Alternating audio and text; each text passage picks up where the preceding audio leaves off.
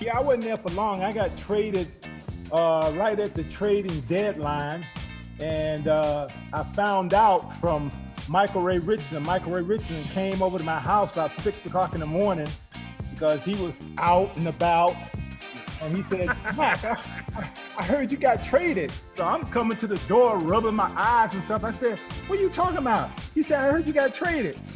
I said, "Go down my driveway and get my newspaper."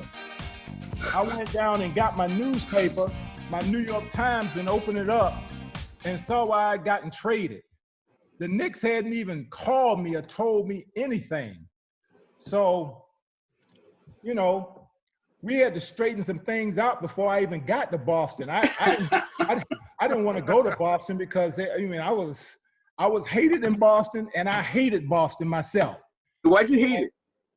Well, at that time, Brad can tell you, back in the 70s, and all the black players knew that Boston was the graveyard for black players. It just was. Once you left Boston, they really destroyed your reputation. I saw this over and over again when I was in Buffalo, and I did not want to be a part of that, because I knew the history. I knew the history of, Bill Russell, not really, he won his championships there, but, from stuff I read, he really didn't go around a lot. He didn't really particularly care about Boston, the city. Mm-hmm. And I know you remember that picture that was flashed nationally of this guy with his flag running his pole into this black man. I mean, that was the picture you had of Boston back in the 70s. You just didn't want to be a part of Boston. I mean, I'm sure the players now, they don't have a clue of the history that me and Max had there in Boston. Well, you say that, but you also say the history that you and I had coming from the South. Yeah, all that stuff that you and I went through. Yeah, he knew that for a fact. I think Boston was, to me, everybody talks about Boston being racist. I don't see it being no more racist than it was in L.A. I mean, You're right. I was sitting out in front of L.A. I was there one day when I got traded to the Clippers.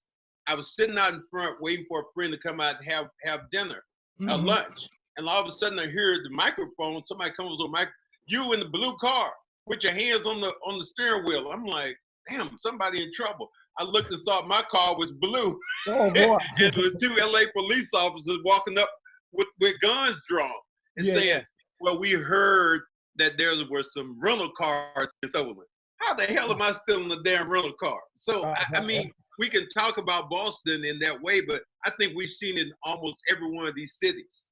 Well, Brad, from us growing up down south, we just heard all these progressive things about New York and Boston and Philadelphia. And, when we got into the NBA, we started seeing the real deal. I mean, I ain't gonna never forget one of Malcolm X's speeches. He said, "Stop talking about the South.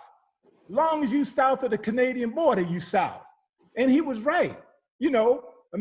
Everywhere you went, New York, which is supposed to have been the most progressive, you wasn't supposed to be in no Bensonhurst. You wasn't supposed to be in certain parts of New York. It's supposed to be the most progressive city in America. I mean, you and I were in the league, and Coop might have been in the league then. When Philadelphia, you go there, they still had mummer parades where they had the people in blackface, white people in blackface. I don't see that much difference in all these different cities we talk about. I was more appalled at how they treated you in Boston and kind of made you the scapegoat once you got there. I knew you could play. You were my buddy. You were my friend. Yeah. But it just seemed like you and Dave Cowens had this thing where, you guys were going back and forth with each other. Well, only because you used to bust Dave Cowens' ass before you say it. What's his name? When I used to see him, it was light out, buddy. And you know what was funny? Before I saw John Havlicek a couple of years before he died, and he came up to me, he just started laughing. He said, Bob, Dave used to hate playing against you because you used to just, he just couldn't do nothing with you. You just killed him. I mean, it's just the way I felt about certain places. Brad, you know how we grew up in Carolina at the time. You know, the Carolina boys, we didn't get no play as far as being basketball players. I grew up around North Carolina A&T. All you heard about was the boys. Oh, man. Whether you guarded them or just it was a different position? The best center? Well, best center first, yeah. Nate Thurman was the best guy that guarded me. I had a tough time guarding people like McAdoo, Dan Issel, guys that could shoot it good from the top of the key. They took me out from where. Yeah, I remember that. And he was the toughest I ever played against. No, Kareem's, I don't know. That shot was just unstoppable. But Bob, look at it this way: if you had been in the NBA during your early years at Buffalo, man, you would have been averaging how many points with the 3-point shot? Brad, the 3-point shot out top, because me and Coop, we used to play horse and stuff. He was better than me up at the top, but the corners, I could hit the corners. The top was a little bit too far for me. The corners I could hit, but I gotta believe that would have put another 3 or 4 points on my average. My best year when I averaged 35, I might have averaged 38 or 40 points a game.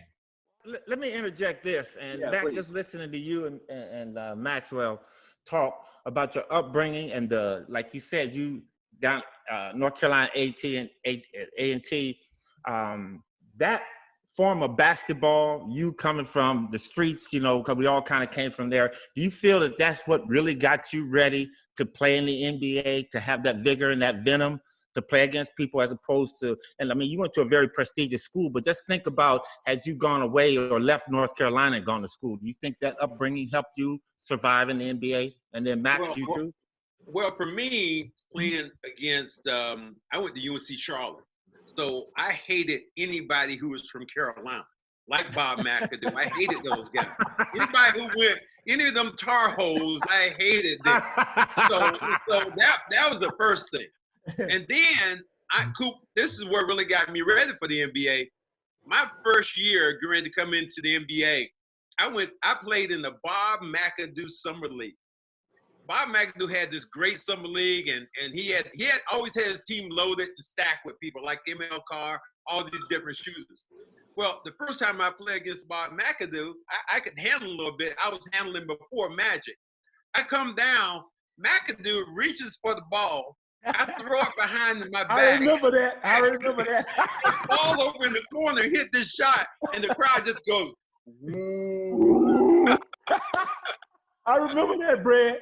I remember that. So it was one of those things that Coop, for me, it was playing against guys like McAdoo, playing against the guys from Carolina, playing against the David Thompsons, the Walter Davises.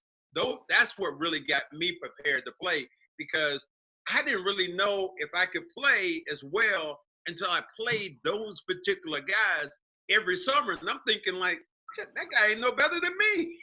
I'm better than this guy. So I think that for me, that's what gave me confidence. Do you? For me, I'm a little bit ahead of Brad. I grew up in apartheid, okay, in Carolina. You had the black leagues and you had the white leagues. And you got your toughness from just the ferociousness when they finally integrated and white schools start playing the black schools. And I think the first 3 years of integration, 3 black schools won the state championship in North Carolina. And then the white schools start pulling players from the black schools, integrating them into their schools, making them powerhouses. And the black schools kind of faded away as far as being powerhouses in North Carolina, okay? That's where my ferociousness came in.